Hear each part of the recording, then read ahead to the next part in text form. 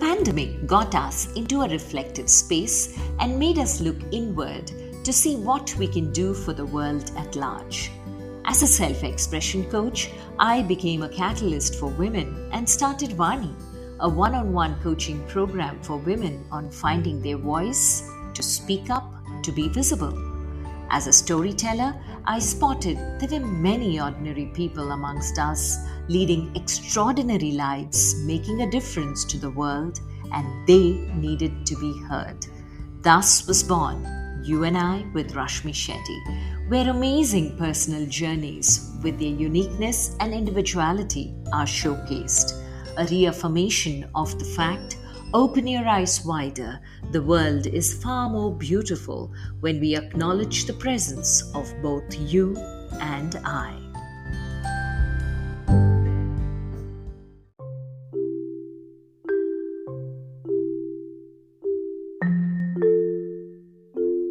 Our guest today is Harish Hande, who has been with SELCO with over 27 years of grassroots experience in understanding, developing, and deploying sustainable energy solutions for the underserved communities. Harish pursued his graduation from the Indian Institute of Technology, Kharagpur, and completed his Ph.D.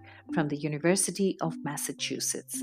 He was awarded the Ramon Magsaysay Award in 2011, recognizing, amongst other achievements, his passionate and pragmatic efforts to put solar power technology in the hands of the poor through a social enterprise that brings customized, affordable, and sustainable electricity to India's vast rural populace, encouraging the poor to become asset creators. Today, SELCO is an umbrella of organizations, each tasked to address gaps in the energy access ecosystem, namely SELCO India, Energy Access Enterprise; SELCO Foundation, non-profit R&D; SELCO Incubation Centre, nurturing grassroots energy enterprises; and finally, SELCO Fund, to deploy patient capital. Listen in as Harish shares his journey, the true influencers, the must-dos, and gives us so much to mull over on how to create a society that would produce innovators rather than followers. Hi Harish, such an honor and pleasure having you on You and I with Rashmi Shetty. I've been a huge fan, so for me, in many ways, this is a dream come true having you on this podcast. I'd love to know what little Harish was like, and the Harish that the world knows today. What has the journey been like? Can you take us through that journey? I guess, yeah, I mean, born and brought up in Rourkela in Odisha. And I think I had a privilege of being in a company town. The kids from company town would relate to, because before you came home, your mother would know actually how much did you score in mathematics, because the teacher would have called up and said that your son has failed. The question is, so you had no way of hiding your report card and say the report card didn't come in. In terms of education, I would say till 8th grade or 9th grade, I would say it was really coming 34th or 35th out of 35 people. And I still remember in class 5 and 6th, I failed in all subjects. And I got a conditional promotion that if I did well next year, I would get promoted. So, but I guess that's because in Rourkela in Odisha, my mother knew the maths teacher, who was also from Karnataka. There were very few people from Karnataka, and so I guess the influence worked, and that was what it's mostly it was cricket and outside. Studies was the least of the priorities in many ways, and that was what it was. And most of the time, it was outside the class in terms of myself and a couple of people. So that was what I would say my early journey was in many ways. So, what shifted then? What happened post 8th standard that your CV reads IIT Kharagpur, which is like a difficult place to get into, a dream for a lot of people, and then on it's been magical. So, what changed? Did something change after 8th standard? No, nothing. I would say changed. I mean, it was. See, that's what every kid has in it. So the question, it was nothing to. It was something about. I think a couple of my benchmates proved that, boss, this is high time you paid your attention to studies, and then you need to get by. And I think thanks to them, basically, I mean, it was like saying that a little bit of attention in class would help a long way to go. And also, I think it was a rote-based education, or I guess one math teacher or one physics teacher who would have changed in terms of eighth and ninth, of making it more practical oriented, or saying that okay, this makes sense, and then you grasp, and then you become addictive in terms um, of logic per se, and then suddenly you see there's logic to everything in terms of emotional logic and personal logic, and then you connect to that, and rather than saying that what did you mug up the formula. I think a couple of professors, and definitely two of my benchmates who changed eighth and ninth, and which 10th, and IIT was a I mean, coming from a steel city, the pressure was that if you don't get into IIT, you're not worth the study. I mean, you're not a studious student. So even while you're playing, the wicketkeeper would be talking maths to the batsman, the bowler. So it was 24/7. So the question, it was like the herd mentality, and that's why it was easier. I mean, if you look at that era, lot of the students who got into IIT were mostly from Jamshedpur, Bhilai, Rourkela, Durgapur, the steel cities per se. And one was inspiration of people who had gone, and then you study, and then you decode how the next year's exam is going to be. So there was a logic and da. There was a and then I guess these steel cities were then replaced by the quota factories and the Agarwals, everything else, I think. But it was more about the steel city that pushes you to pressure. It's unfortunate in some cases, I would say, but otherwise I would not have gone into IIT person.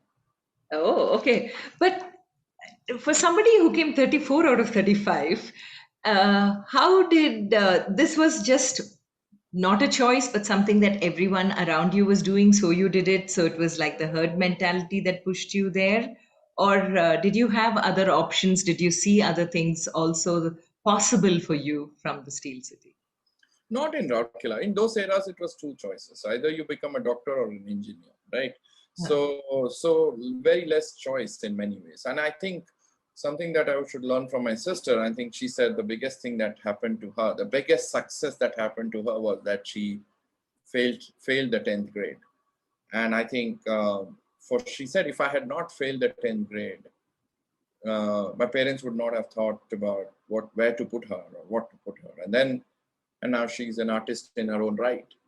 So the question is, then she went to Shantiniketan because that was what it is. But she said if she had passed 10th, she would not have gone to Shantiniketan.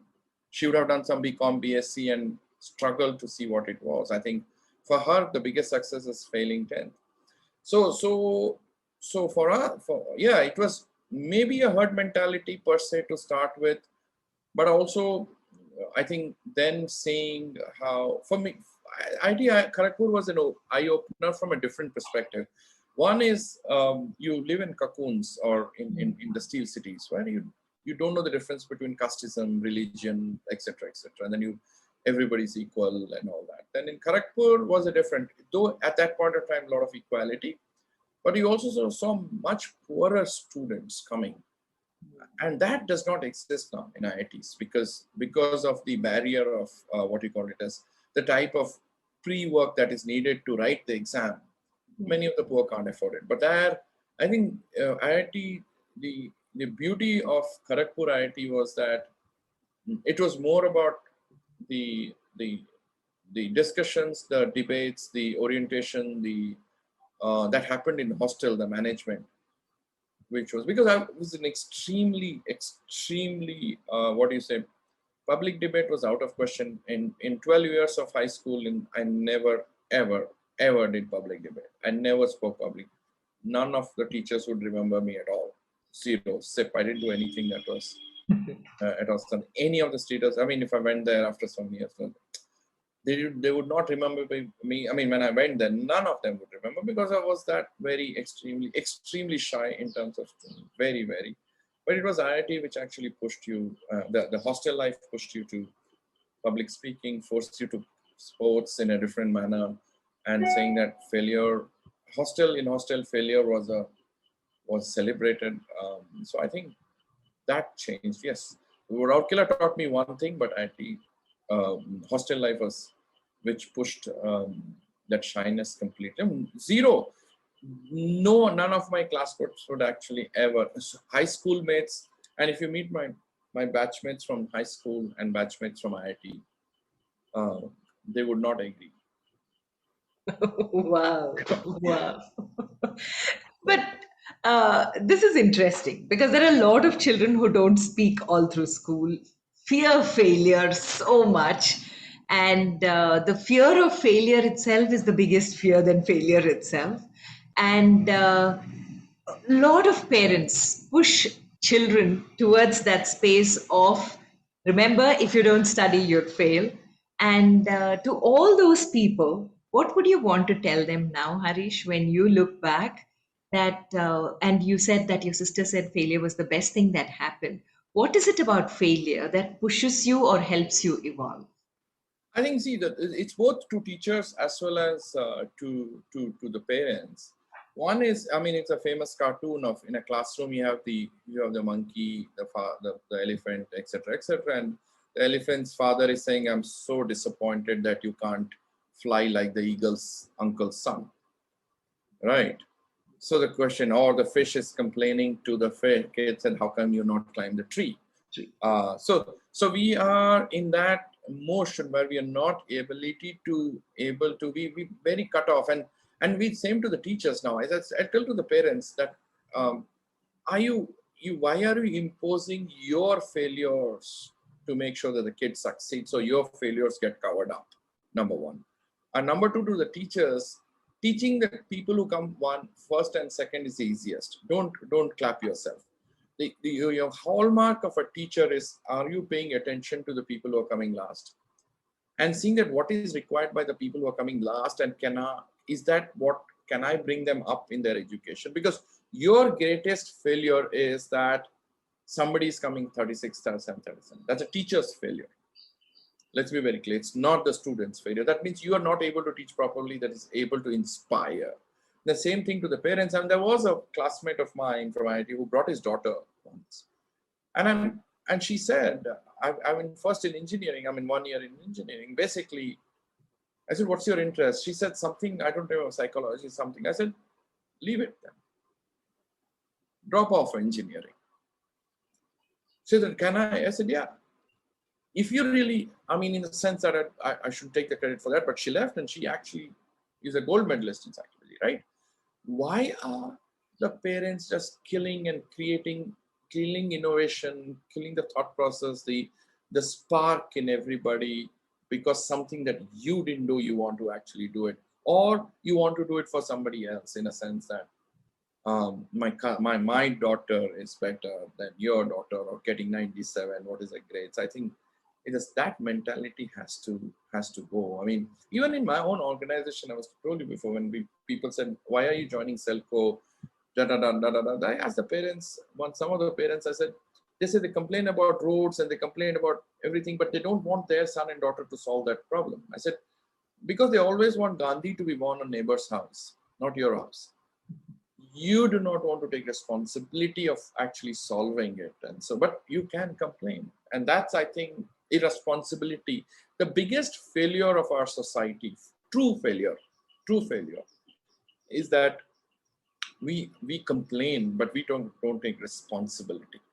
And that is what we push on the kids. I mean, simple thing, no? I mean, we are hypocrisy, right? In a sense, we tell the kids, you have to share, you got to be blah, blah. And then when you buy a new pencil box, make sure nobody takes it from you. Nobody touches you here. So what contradicting messages are you trying to give and not let? And we start off with always no, don't do it, don't do that, don't go there. What is that? Don't come, this, that. It's always no. Never about, okay, go and do it. Right? Who cares? If you fail, right? Take the next step. Why suddenly when you are in Oh, why are you not taking the risk? Why are you not becoming a leader? I want you to, your cousin is becoming. It's a hypocrisy, I would say, in many ways. Yeah, true, true. Many contradictions in our parenting styles, very evident here, and I'm sure it'll resonate with a lot of people. And life at IIT always changes individuals who get in. I have a lot of friends who have completely converted and transformed into people who they were not when they entered. And the same thing seemed to have happened to you. So, beyond studies, what else did IIT do to you? It's I think it's I won't say IIT per se. It is the hostel life, which is common, that a lot of people change.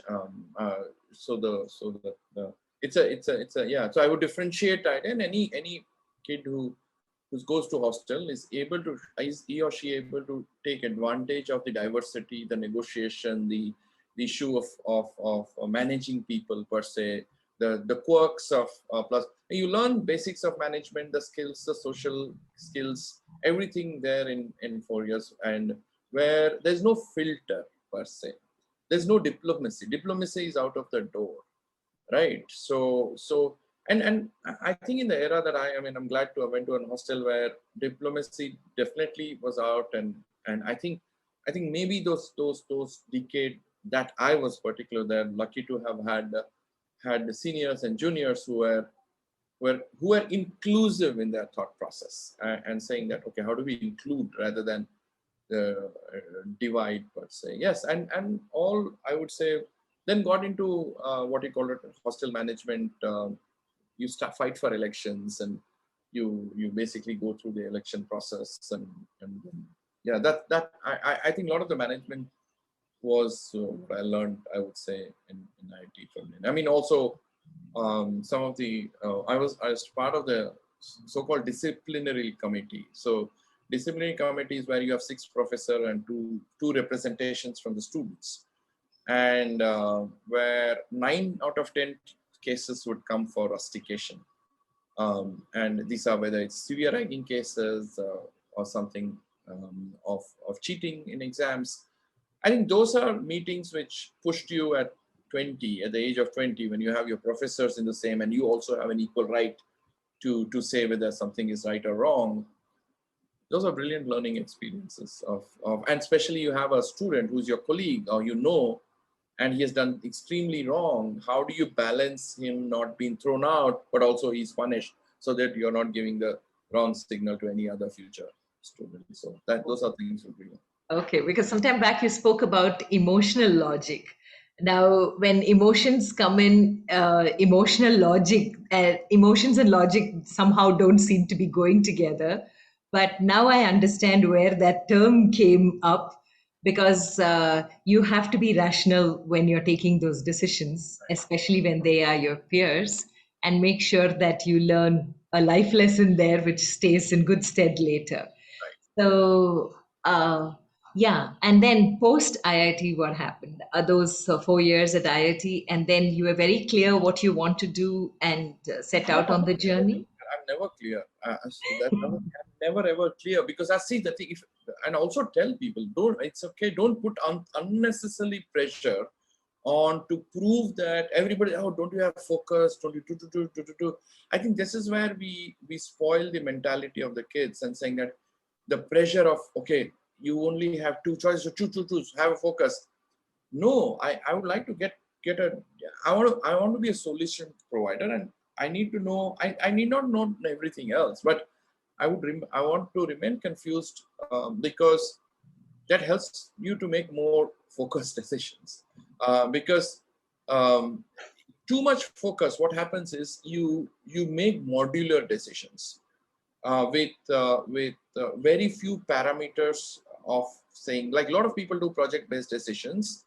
Somewhere it should be in your mind that this project that you're trying to do doesn't have an impact in 2030.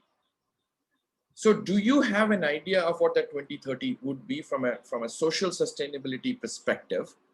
That I would have, like, for example, if I'm making an energy decision of doing something in the space of sugarcane, I should be able to say that in 2030, there is a potential that the Kaveri waters are dried up, leading to sugarcane not being the product. So is it a like my focus? Okay, why did I read sugarcane in the previous somewhere? Right, I don't know where it is, but if I'm truly energy, I should not have read about sugarcane according to the focus theory, right? So the whole thing is get to know, don't pressurize. So the whole issue was, can solar as an energy tool, as a not energy, as a substitute at that point of time be, and that means saying, can large scale solar help India per se? And so looking at universities, and then very few universities, actually in the US only 2 universities offered sustainability per se, very in the rudimentary stage, I would say, and then joined, and then I went to Dominican Republic after a year, or which had 6 months or 8, 12. Yeah. Then there I saw there are 10 houses, very poor households using solar and paying for it. And that's one of the initial thoughts of decentralization. Actually, when Martinez, a farmer who met me and said about switching off the light 3 times and saying, see, it works and nobody controls it. I own the electricity light, and this is what I've learned from your country of Mahatma Gandhi, he said. Then he said, I have a problem with you Indians, because you've done great work for United States, Europe. You're great doctors, you're great engineers. But you always, when I meet an Indian, you always complain. This has not happened, that has not happened. But you never take the responsibility that you should be doing it yourself. And he said, why I'm saying this is critical, because Dominican Republic needs to get poverty out, and the only country it can actually learn is from India. And if you guys are complaining, because Americans and the Europeans cannot give us the solutions as the Indians would be able to, because you have similar structures. That couple of things actually, both in terms of the decentralization, and when I came back to my professor and said, I'm basically went to Rourkela, where my parents didn't have to pay for the electricity bill. Then I went to IIT, where the state paid for it. And then I went on a scholarship to the US. Basically, I'm a product of subsidy, right? And I'm going to write a PhD that nobody might read it at all. So, and I've never felt what it means to be without electricity. And so that's when I left the US, was my first step out within 2.5 years. Though I had finished my coursework on PhD, and the professor said, when will you come and finish it? But yeah, then I finished it much later. But the question was, went to Sri Lanka and then settled in India. Yeah. But what drew you to sustainability, energy, and all of that? What created that interest? Because, like you said, you were living in a space where your parents were not paying. You were living in a college. You were staying in a college and studying in a college which had its own set of subsidies. So, what drew you to even understand what sustainability was, what natural resources were? Maybe I wouldn't answer it very clear, but I think somewhere your back of your mind, it always see. For example, if you look at in Rourkela, which was built in 1959 and 67, a lot of the tribals were basically working as servants in many people's houses, and it was their land in many ways. It was there. I mean, the tribals of Saudi Arabia became the sheiks, right? The tribals of our country remain tribals, become CSR project photographed, right, rather than true owners of assets per se. So, and then IIT was also like, okay, you have this opportunity, and same thing, then you realize that over a period of time, you got into IIT because also millions of Indians did not write the exam. So it's not I mean, you're running a 100-meter race, 4 of us, and all 4 of us win a medal, right? Or 3 of us. So the question for me was, and then at that point of time, yes, oil was crisis and all, reading about oil. And then India's poverty was at the forefront. Yeah. And people were saying that, okay, can we get this, electricity, etc., etc. So somewhere, that time I believed that solar could be, not sure, everybody said expensive. So, and I didn't have an answer, but I somehow thought there was a connection between development and energy. And people said there's no connection between sustainability and development. And that for me was scary. Okay. And so that's when, it started to push It me. was scary, and still you went into that space. No, scary because if they didn't think sustainability and development was linked, Hmm. and they said that first let's develop and then look at sustainability, for me was scary, because then the world would be fried, Yeah. right? Okay. Okay. Right, then the poverty would be fried. So what are we trying to do? Are we just aping the West and saying that, okay, you're going to burn everything that you have? And that time global warming was not a big thing at Yeah. all later on. But yes, and that then you start building up. And I was also very fortunate to actually have a lot of mentors, because if you look at that time, so my wife gets angry because, not now, but I was the only, in some of these places, I was the only person below 60. So I used to get a lot of invitations to funerals later in my life, because a lot of my friends were dying. They were 80s. I was still in my late 20s. So the California hippies, etc., etc. I mean, they were wonderful chaps who now are responsible for what the world's solar is. And so that I think is irreplaceable of those legends, either anti-Vietnam War activists in the US arrested by the CIA, Jimmy Carter's advisor. Those are gems who pushed me in these conferences or workshops, whatever small workshops we used to have here. And so, in a way, somewhere, you were really a forerunner in these spaces, which today is the norm in conversations and everyone's talking about. But at that time, did you find a lot of people to discuss? Or, like you said, was it those people who had seen a lot of life, who understood the value of what we were going to realize years or decades down the line? And you just ended up being fortunate to be in their company. How did you find these people? Did life just throw you in the midst of all of them? What was your journey like when you got I into think it this was a combination. space? See, once you travel, for example, when I went to the Dominican Republic and you were in the rural areas, and that time there was still there is a program called the Peace Corps of John Kennedy who did that, and there were Peace Corps volunteers. India did not have a similar, but these were young American. I would not say kids; they were older to me, but who would give up everything, right from a uh, background in Connecticut to the Dominican Republic, then married to a Dominican Republic, Richard Hansen, who first put up solar in 1984 in Dominican Republic. So the question is, it's really interesting. Yesterday, I had a chat with a Dominican Republic consulate general here in India. He said, um, "Hey, I read you had a connection to Dominican Republic, and we are talking about something that you and Richard talked in 1991." And so Richard was there, and then we met Jose Martin, a professor of mine who wrote one of the first papers on solar. And then one connects together, and then you like the same peers. I mean, John Nahr, who was a famous photographer, but who had traveled Vietnam and China. And then I met Neville, who was on the CIA watch list for many years because of the anti-war, and then became Jimmy Carter. Then step by step, because I used to tag along, or I would meet them in the field, the trust, and the good part is that they would all like the brilliance of arguing so that both of us would come to a better place of learning rather than for winning the argument. And that was very clear. That these guys have taught me, brilliantly, that you argue purposely, even if there are three people who agree with you, suddenly take an opposite stance, right?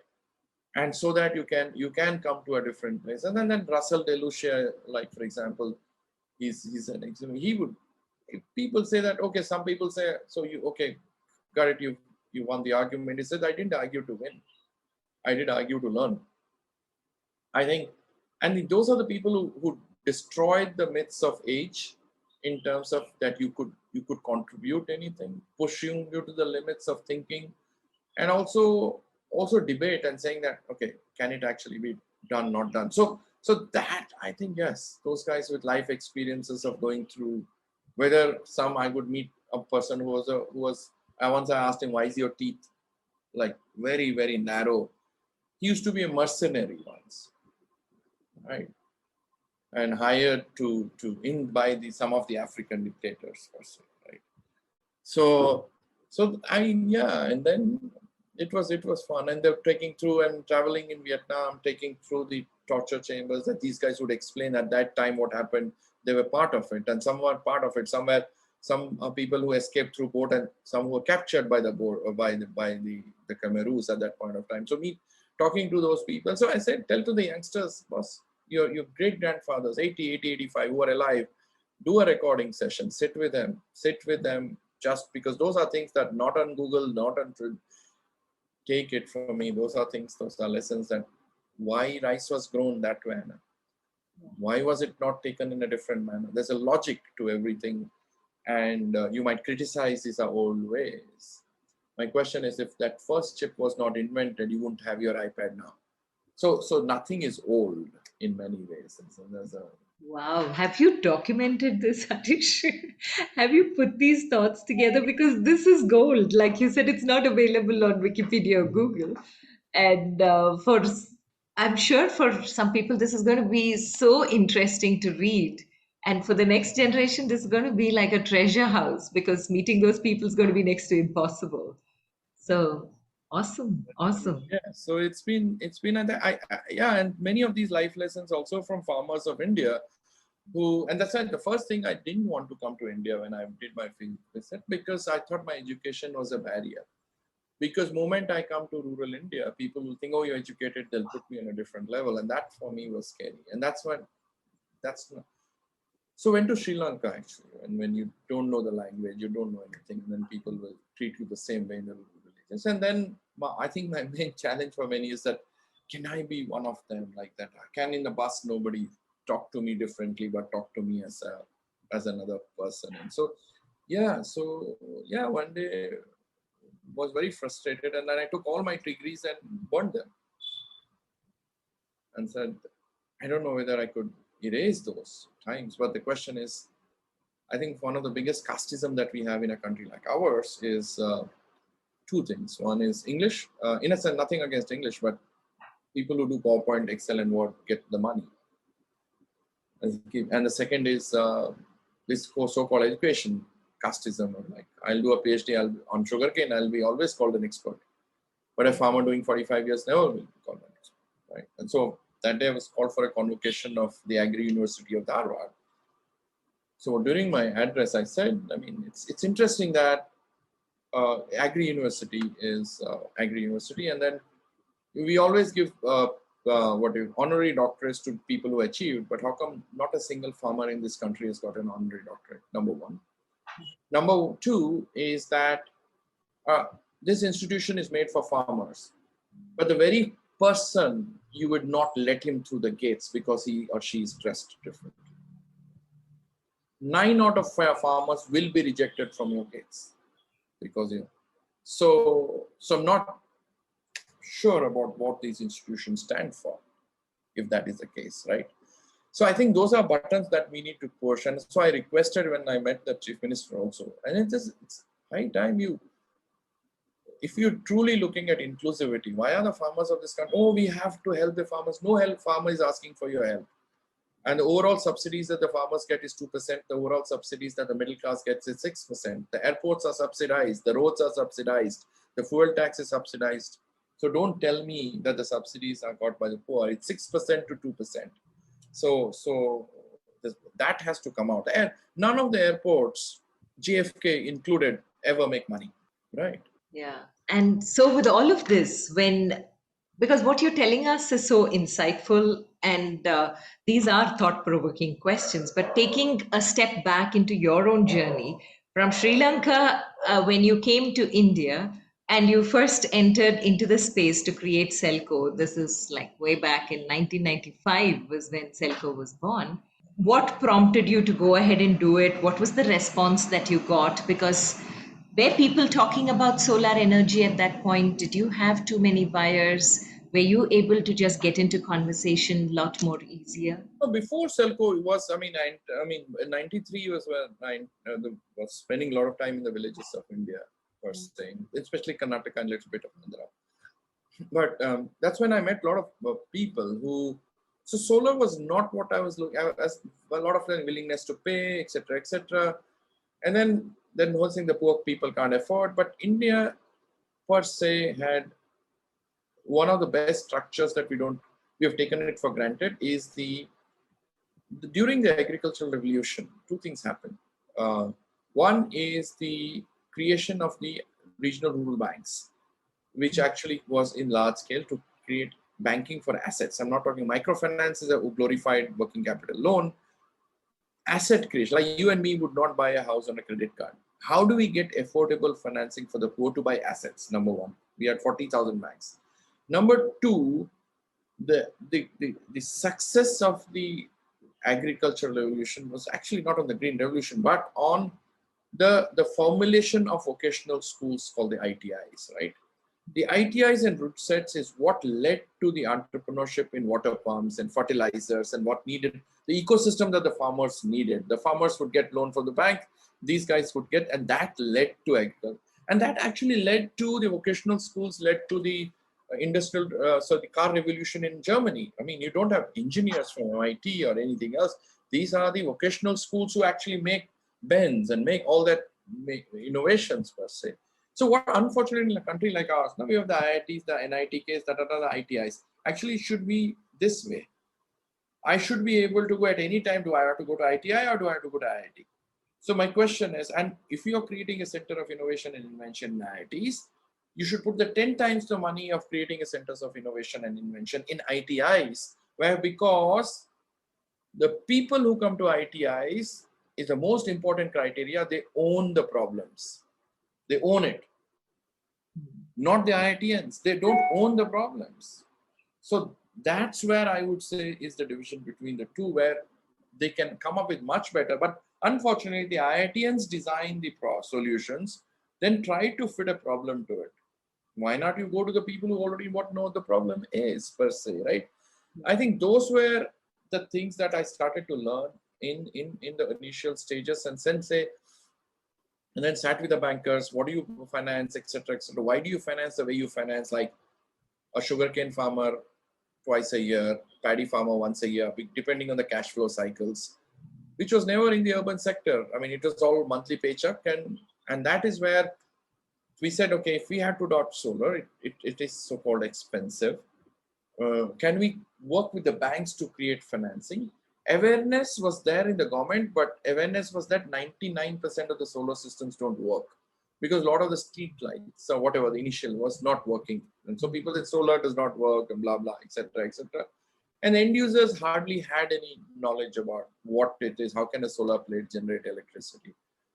So you need to have what you call it as trailblazers or adopters or early adopters. And then you would map out who would your early adopter be. So it could be father of a church, a priest of a temple, the postman because the money order used to come, and a rural doctor, for example, because whatever the doctor says, you listen to it. So we would fit a small light in the doctor's waiting chamber. So when the power goes off, the solar comes in, or the Jesus Christ would be lit, and during the mass when the power goes off, the temple of a priest, for example, would go. So postman. So those are the early adopters that we would look at social mapping and influence, so-called today's in terms of influencers that we call on the YouTube, and they were traditionally there. And that works today also because everything is public. I mean, in the needs space, I'm not talking of the wants. Wants, you can have as much of YouTube influencers. I want an iPad. Okay, boss, who this guy said this. But when you're coming to needs that I really want, like for example, you are not going to be influenced by somebody when you have a critical disease. You're going to go to a friend who has had it and he or she recommends, doctor, I'll go it. I'm not going to do an internet search on who is the best doctor for this, right? I would actually go, same thing in law. When you want to actually have a court case, you're going to get the best lawyer. It's not going through Yellow Pages or Google and say, it's going to be a friend who's actually good. Those are personal connections you can never get away from. And when it comes to hard assets for the poor, it's always about trust. That will not go on. That cannot be replaced. So the question is, how do you create an organization that is not focused on products but trust, but also an organization that people believed is part of the society? And that my colleagues do it brilliantly. The person who runs it right now, Mohan, who joined the organization as an office assistant, he's the CEO. His social dynamics and him, Guru Prakash and my other colleagues, unfortunately not very well known in the industry at all because they don't speak the first language is not English. They speak English, yes, but they know. But I mean, when Mohan speaks Kannada, Swamijis don't speak because Mohan's Kannada is at a very, very, very high level, right? But there, like for example, a minister was speaking, and everybody was talking about the solar taxes. The policy has to change. We need to give it to the government. Blah blah blah. He said, that's not how you do it. He said, very simple. He had an Yakshagana in Udupi temple, where in the Yakshagana artist. He's an Yakshagana artist. And then he called the minister. And while the minister was speaking, he went and actually put a cheat like, sir, please talk about taxes. So the guy, you see the audience has watched this guy giving the receipt. And then he says that Mohan sir says that tax has to be removed from solar. Next day, the newspaper said, minister says tax has to be removed from solar. Led to the removal of taxes. Right? How do you teach these nuances? How do you teach this? I mean, you have this Excel, the McKinsey, the graphs. I said, boss, who reads your graphs? And I asked the McKinsey kids, so come, tell me who reads your graphs? And I show them 2-3 graphs and tell me from this graph, what implementation can I get? One, and I will read your graphs. No, sir, that is for policymaker. Okay, I'm a policymaker. What will I do with the graph? I know the world is burning here. What I don't know what my solutions are. I don't know how the blacksmith guy is going to survive in 5 years. I don't know what is the next profession the blacksmith kids is going to take. There's a drying of sugarcane in Central. Tell me how these graphs actually lead to that implementation. Do you know why I ask this question? You know what happens is when we do the surveys in the rural areas, we do it in Kannada, Tamil, Telugu, anything else, right? In social dynamics, right? Then it gets translated at the state. Panchayat in Kannada. Suddenly English, Delhi, PricewaterhouseCoopers, Deloitte. Then that language comes in Deloitte. It's only translated into Kannada. It's not emotionally translated. It's a complete different solution that I said, boss, can you imagine, am I going to go to Narayan Murthy and Nandan and say, I'm going to define this, what do you call it as a policy for software? What experience do you have? But why in the development sector, everybody is experienced? You'll never ask a sugarcane farmer, okay, what do you want? No sugarcane farmers are on the panel and say, this is how the policy should be. People say, no, they might not, they're not qualified. Qualified what? Then the guy who invented the first wheel was not qualified according to you. Correct. Right, according to you, he's uneducated, nothing he has, but he invented the bloody wheel that you use, right? So I want to know what does qualification mean, right? They don't know, or you don't know, or they don't understand, or you are not able to understand what they are saying, right? So this arrogance of education where, no, sir, they don't understand, or like just then the teacher blames, it comes from that education. A student is not able to understand, or you're not able to teach properly, boss. Don't give me a break. You're not able to teach. So have you ever thought, shall I change my methodology of explaining? Right? Or the student might be right. He's not, or she is not understanding because he's also thinking, this lady is not able to understand. True. Very, very true. So where do you think the change should come? I think change comes from us, our own. See that we somewhere have we brought in the arrogance of coming first, right? She's earning more in Infosys, and that cousin is earning less in Wipro. We are comparing ourselves in this well. Okay, okay, when she comes with 95 out of 100, the first question is, where did you lose your 5 marks? Your cousin got 96, blah blah blah, etc.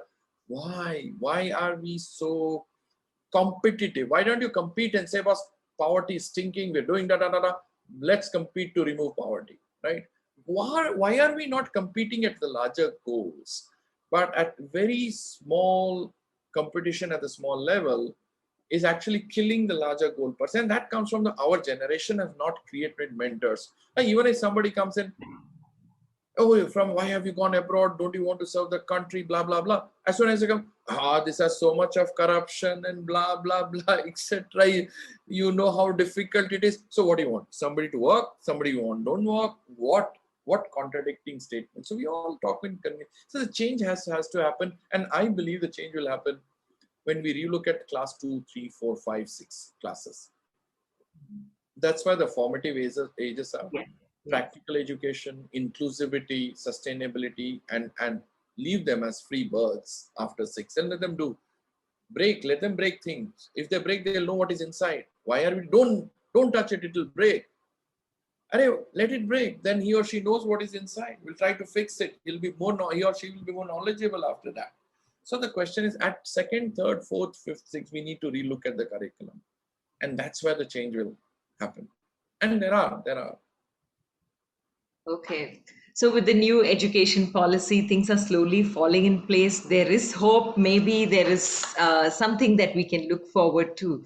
But going back to your journey, Harish, when you set out with SELCO years ago to the journey that you've had all along, and the communication, conversations have changed. So, what have you noticed in the change that has happened with conversations? Are people getting more responsible, or are people still taking the earth for granted? No, I think what has happened, there are good intentioned people, everybody wants to solve. But unfortunately, what has happened is the so-called success of the California model of scale up of the IT. It's been replicated as if that's the mantra for scale up for everything. Oh, let's do access to water, scale it up. Like that. Put in money, throw technology, it will actually happen. And that's exactly what has happened in the Bay Area. But I'm saying that, okay, you want to reevaluate the Bay Area. Bay Area is the biggest not-for-profit. Let's be very clear. Lot of organizations collapsed. Where did that money go? Lot of good, brilliant engineers joined Google. So effectively, it was a grant to Google that they got trained on somebody else's. Number two, Google didn't pay for the creation and the modification of the internet. It's a grant to Google. The biggest subsidy Google got are these engineers, which led it to scale up. So now question is, when you're looking at water, energy, disability, everything else, the ecosystem has to be in place. And you need to subsidize the ecosystem for the common good. That's why you collect taxes, you collect everything else. That's why you have donor money. But today, unfortunately, what happens, those donor money are used for subsidizing the capital good. Oh, let me do 10 free solar lighting systems because I need it for my CSR brochure. Yes. So the end goal is the CSR brochure while you have killed the market for some young entrepreneur somewhere else. The incentives have to change. Like, what is the incentive of a technical professor in IIT or in Indian Institute of Science? The incentive is not my incentive is not to develop a great product. My incentive, can my paper be published in this journal? So if I ask a question to the professors and saying that, my question, my target, this one is, how much of your paper has influenced change? That, if you can put it on the last page, this will potentially influence this, I'll be happy to read it. I'm not reading it because it's 26.24 or it's 0.004% better than the last paper and last school. Then I don't know what the benchmark is. Is it good? Is it bad? Or will it actually affect on the ground? So now still that narrative, the incentives are in the lock. Then now the narrative is scale. I don't know until the ecosystem and people are not able to understand, because we have become product centric. How many TVs have you sold? How many home lighting have you? How many clean water filters have you sold? How many megawatts of solar have you put up? Rather than how many people are using solar, you're not asking. Why are they using solar for? Did they know? Like, if I put a huge solar panel on top of your roof and then you put 20 air conditioners, are you sustainable? No. You're like, it's not about just talking about solar panels, right? How much do you... So now the whole debate has gone on the supply side. Is it needed, not needed? The efficiency of utilization, consumption, that has actually forgotten because scale. And then the second debate is return on investment. Okay, on how much % return and what do you do? And that's scary because, as I say that, okay, are you guys communist? I said, we're profitable from last 14 years. That's great. The street vendor who's profitable from 30 years, she makes more money than Uber. Uber is loss making. So Uber is minus, she's plus. So who is making more money? The street vendor, right? But why do we give kudos to the largest not-for-profit company in the world, that is Uber, which is never going to make money? And we say, so the benchmarks, so for example, there are brilliant enterprises in the rural areas of our country, right? And of right from street vending to everything else.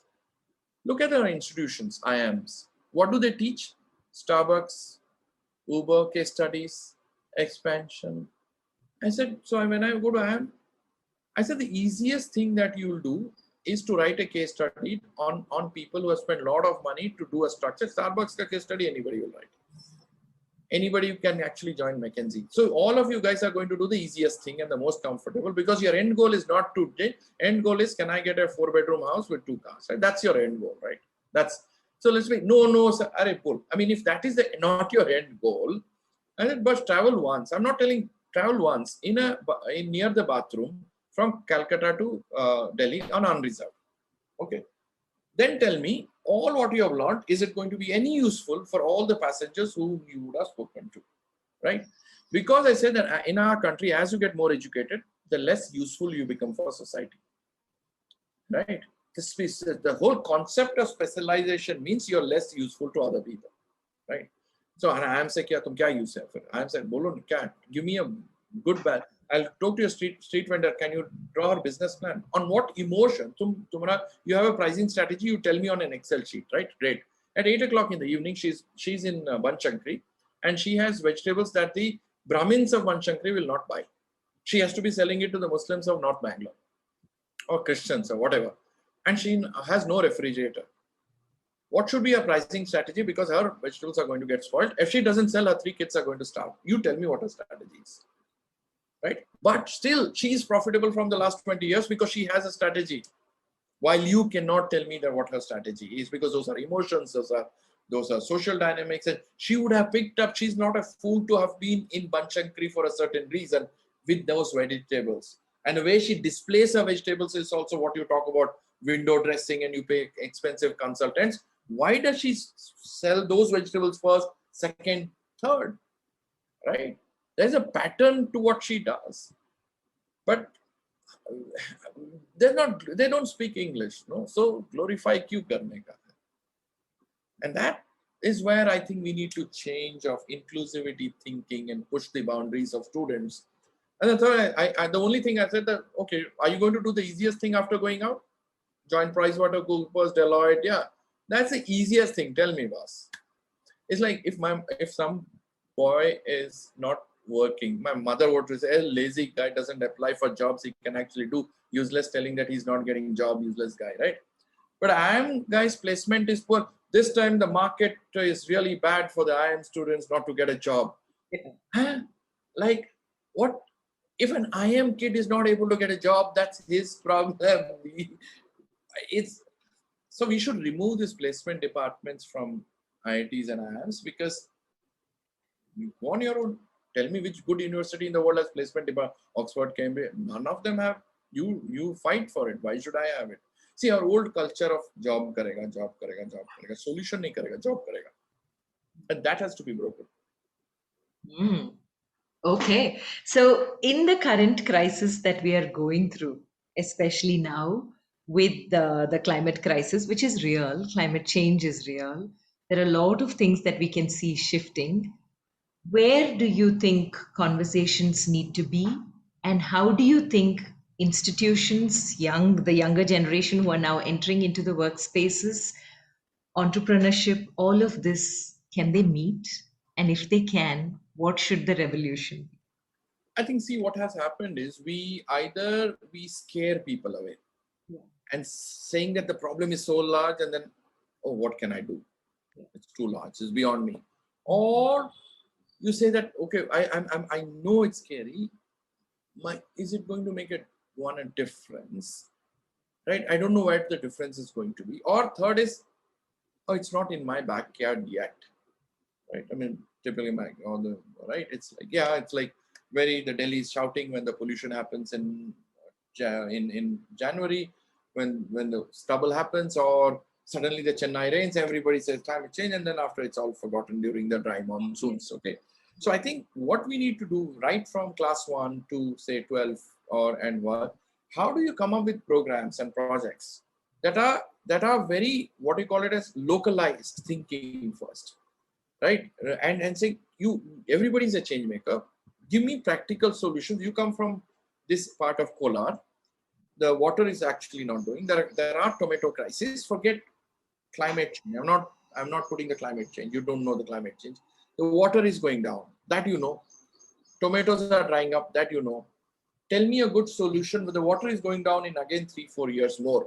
Reason is it will go down because last 5 years it has gone down.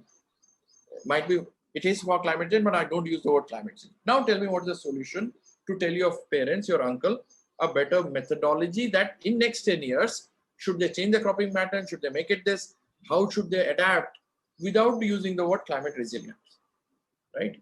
So, and then how is it not harmful? So can we come up with different practical programs that you get involved with? Because the only thing, climate change, okay, can I recycle plastic and plant more trees? Hey, Baba, it's much more than that. Because the danger is if you don't teach, I tell you what, the people are saying that one of the biggest polluters are cement industries. Okay, because they pollute 36. Okay, can we make high efficient cement industry? No. Can you replace cement? Not make it. So I'm going to make highly efficient cement industry now that pollutes only 10% water, but I build 20 more.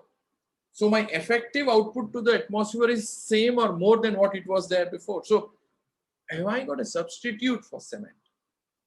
And that is when, why I'm particular in the 6th, 7th, 8th, and then the 11th, 12th of our country is that innovation, because we are good followers. And that's why if you see many Indians are leading the IT in the US, Sundar Pichai and this and that and everybody else. Yes, but we never create anything. We don't create. We follow somebody who has already, we're very comfortable in the spaces that somebody has also. We just have to follow and become brilliant managers, right? We don't innovate and we don't push the buttons per se. So that is what I'm saying, that change will happen when we start localizing programs, making understandable. How will you make it class 2 understandable? I don't want her to understand climate change. Why? I just want to understand, if you don't do this, and for example, if I go to a class 10th kid in the Ganges and say, see, why I'm telling you the solution is not, because forget the climate change.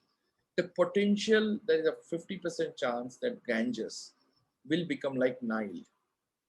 And the way they done, I'm just story of Nile, I'm going to tell about these stories. And then they realize that this is very similar to the Ganges story, what they have been in the last 5 years. Their last 5 years is equivalent to what Nile was in the 50s. I'll go see, unke paas tha, this happened. So out of 100, one will trigger. I need to do something. Can I do better water management practices for my farmer? How do you then replicate it? How do you make it movement? And that is missing. We teach to, like, you see, the greatness of a professor is how complex your presentation is. True. Man, he's very knowledgeable. That's the worst thing. He's imparted none of it to the audience. None.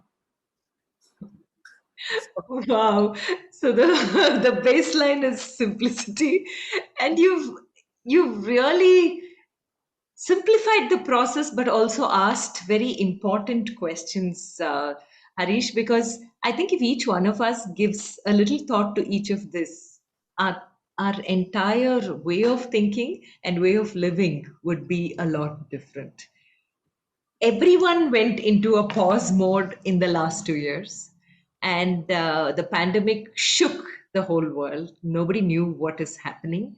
Now, slowly, things are coming back to a new normal, is how they call it, but the perils are people may forget the lessons. What have your reflections been? Because you've already been in that space of such amazing questions that you were asking and being the change maker in the spaces you could influence. What has it been for you? See, it's been a big learning. What you use the word, no, that everybody literally went into pause, and that was scary, because like from work from home, or okay, it's a lockdown, right? People could have, the brilliant people in Mumbai, Delhi, everywhere today should have actually thought that I'm now actually very useless, that I am not needed. That is why I'm at home. If you were really needed, you should have been on the field in one way or the other. Why was nobody calling and said, you have 1.3 billion people in crisis, 5 billion people, but you had the luxury of being staying at home because you were not needed, right? Your brain was not needed, you were not needed. And so that's why when people, well, I'm doing, yeah, I said, why nobody's calling you? Hey, friends call kara, daru pira, ye kara, wo kara.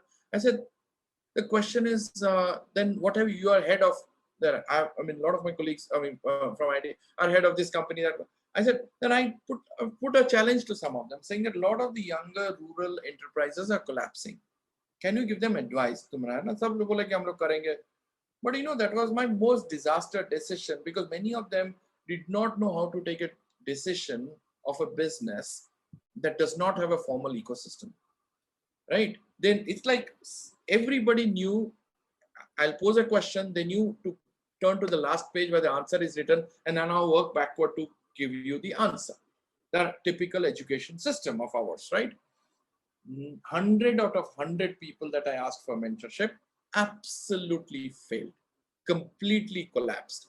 So for me, that scared me, that I didn't realize that, okay, their knowledge is actually of very little used for the development of this country and the mentorship. So, and a lot of people stayed back home, and especially some of the youngsters, you know, so what we did was we canceled the holidays of a lot of the youngsters. We actually took up a hotel and said, we will be in our own bubble. We will work with the health and energy nexus. At least 20, 30 of the youngsters out of the 100 that we have grew by more than 5 to 8 years in those 2 lockdowns. Grew and completely. We were asked to build a hospital in 100 days. We were given a piece of land. There were 4 youngsters. How do you get labor when it's a complete lockdown? How do you make balance? How do you actually look at the design? How do you make it sustainable? I need the most sustainable material during the lockdown. What are the passes? They grew more than 5 to 7 years. That confidence level of those youngsters for COVID, for me, was a brilliant way for a lot of these youngsters to come of age in many ways. Like at the hardest point, when, okay, boss, you had to get passes from, the best time to fly. I mean, I still know, I flew Bangalore airport when I was one of the 3 people inside the whole airport, right? It's a different, but then the CSF, everybody become, why are you traveling? What are you traveling? हाँ sir, आपको travel तो करना चाहिए. आप पढ़े लगे लोग नहीं travel करेंगे तो फिर देश की क्या होगी हमारी? It's like that, like गरीब फंस रहे हैं, but आपके वीडियोस में आ रहे हैं कि हम कैसा कुकिंग बना रहे हैं, हम क्या कर रहे हैं, हम ये कर रहे हैं, वॉक लॉकडाउन में ये कर रहे हैं, मूवीज बना रहे हैं, टिकटॉक कर रहे हैं, सारे क्या हो रहा है, like, right? So you feel, I mean, where are we out of reality? Which showed me that a lot of the English speaking crowd was actually out of reality. And oh, Harish, kuch chahiye kya paisa? Did I ask you? Did I ask you? See, sir, I can get it. Did I ask you? But do you have the guts? Come with me to Meghalaya. No, my parents and my wife are saying this and that. That's it. Right? A lot of us don't have that luxury. A lot of us don't have the luxury to think. And don't talk about that. That was a big learning lesson for me in COVID, was how many of the educated class is actually useless when it comes to a crisis. That's a lot that you said in one sentence. And as we move towards the end of the conversation, 3 life lessons, Harish, because I think with you, it'll be a whole day and we'll still have a lot more left with the experiences life has given you. I think the life lessons, one is absolutely, we're too fascinated with we confused education and learning, and we completely confuse them and make it tangible, and unfortunately make it tangible in terms of marks, in terms of first, in terms of grades, and then your resumes, and then further complication in, can I see somebody's LinkedIn profile, etc., etc. No, if you want to do true work, and I challenge all of the youngsters, I will help you burn your degrees and you will be successful. You will be successful. That's a challenge. If you really want to work and you want, call me. And what are the barriers? Parents, teachers, that's all. I'll give you, there's enough of work where you will want to succeed, you want to go, there is enough. So life lesson 1 is that. Second is that, how we confuse between financial poverty and intellectual poverty. because these are two diametrically not the same. And we believe that people who are financially poor are also intellectually poor. And that is where the inclusivity thinking and third party comes in, right? And the third, I guess, is with the biases that you come up with when you're growing up. Like, I had the biggest support in many ways from the government, in not in terms of financial resources. We blanket the government and say it's corruption and blah blah. There are numerous champions in the government across the world. Okay, pick those up. Even 200, 199 might be corrupt. Pick that one person up. You can actually start moving the needle per se. And never. I mean, I would say biggest life lesson is never take resumes, and never talk to them, and also instill that. There are a lot of people will drop out. No, it's and talk to them as if you're getting in a partnership with that colleague of yours, not like the very fact that we are hiring, it's a colonistic slavery, right? I am hiring. I hired him. Who? Can we actually talk together and say, boss, this is where it is. This is where the train is going. Are you going towards that direction? Do you want to go towards that direction? Or then you don't realize that you're not going in that direction. But that's where I think and say that, because you're going to be, we say in SELCO that Saturday is a working day. The day the poor get Sunday holiday, you will get Saturday holiday. Let's be very clear. And for us, you need to have work-life balance, agreed. But for us, SELCO is life. So it depends on what your work is, right? So that filters a lot of people up in many ways. But that's why I stopped taking resumes and everything else. Wow. All through whatever you said only resonated with one quote that Wayne Dyer had said some time back, which is, if you change the way you look at things, the things you look at change. Right. And all through, I think that was something that you constantly were speaking about. Mr. Harish Hande, thank you so much for the time and for this beautiful conversation. There's a lot that we need to ruminate on and think about. And I think right from the parenting thought processes, if things start changing, conversations change at home, it'll start reflecting and causing the ripple effect in school and society outside. So I think the change needs to come from home. And if each one of us takes it on ourselves, I think we'll be living in a more beautiful and more thinking India rather than a following India. So thank you so very much for this conversation. Appreciate your time. And once again, thank you for being on You and I with Rashmi Shetty. Thanks a lot. Thank you.